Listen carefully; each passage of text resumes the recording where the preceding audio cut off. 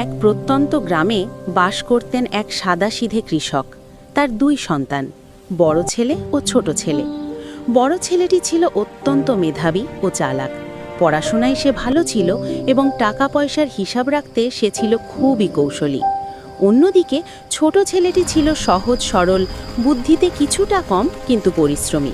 সে শুধু চাষবাসই জানত। তার জীবন ছিল মাঠ আর ফসল ঘিরে। সময়ের সঙ্গে বড় ছেলের বিয়ে হয় দূরের এক গ্রামের এক বড়লোকের মেয়ের সঙ্গে, আর ছোট ছেলের বিয়ে হয় নিজের গ্রামেরই এক মধ্যবিত্ত কৃষকের মেয়ের সঙ্গে। বড় বউও ছিল তার স্বামীর মতোই অত্যন্ত চালাক ও কর্তৃত্বপরায়ণ। সে নিজে কোনো কাজ করত না, বরং ছোট বউকে দিয়ে সারা দিনের সব কাজ করিয়ে নিত। সংসারের সব সিদ্ধান্ত তার হাতেই থাকত। ছোট বউ নীরবে সব সহ্য করত। বছর কেটে যায়। বড় ভাইয়ের সংসারে জন্ম নেয় ৩টি সন্তান, আর ছোট ভাইয়ের ঘরে আসে একটি মাত্র সন্তান। ছোট ভাই তার বড় ভাইকে প্রাণ দিয়ে সম্মান করত। সে সব সময় নত হয়ে থাকত, কখনো প্রতিবাদ করত না।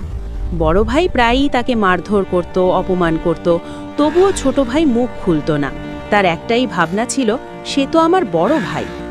এভাবেই চলছিল জীবন। একদিন হঠাৎ বড় ভাইয়ের বউ ছোট ভাইয়ের বিরুদ্ধে মিথ্যে চুরির অপবাদ দেয়। গ্রামবাসী কোনো তদন্ত ছাড়াই ধরে নেয় চুরিটা নিশ্চয়ই সেই করেছে। তাকে মারধর করার জন্য সবাই খোঁজাখুঁজি শুরু করে, কিন্তু তাকে পাওয়া যায় না। দুদিন পর হঠাৎ তাকে পাওয়া যায় বাড়ির পাশের একটি ছোট জ্বালাঘরের দোতলায়। বড় ভাই তখন রাগে অন্ধ। হাতে শক্ত একটি লাঠি নিয়ে সে দোতলায় উঠে ছোট ভাইকে নির্মমভাবে মারধর করতে থাকে। প্রাণ বাঁচানোর জন্য ছোট ভাই জানালার দিকে ঝাঁপ দেয়। নিচে একটি বড় পাথর ছিল, সেখানেই সে আছড়ে পড়ে। তার মুখ দিয়ে রক্ত বের হতে থাকে। সবাই তখন তড়িঘড়ি করে গরুর গাড়িতে করে তাকে হাসপাতালে নেওয়ার ব্যবস্থা করে, কিন্তু ভাগ্যের নিষ্ঠুর পরিহাস, পথেই তার মৃত্যু হয়।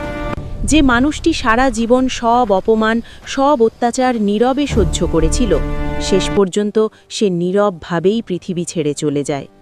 এই ঘটনা আমাদের শেখায়, অন্ধ সম্মান, নীরব সহনশীলতা আর অন্যায়ের বিরুদ্ধে প্রতিবাদ না করা কখনো কখনো জীবনের সবচেয়ে বড় ট্র্যাজেডিতে পরিণত হয়।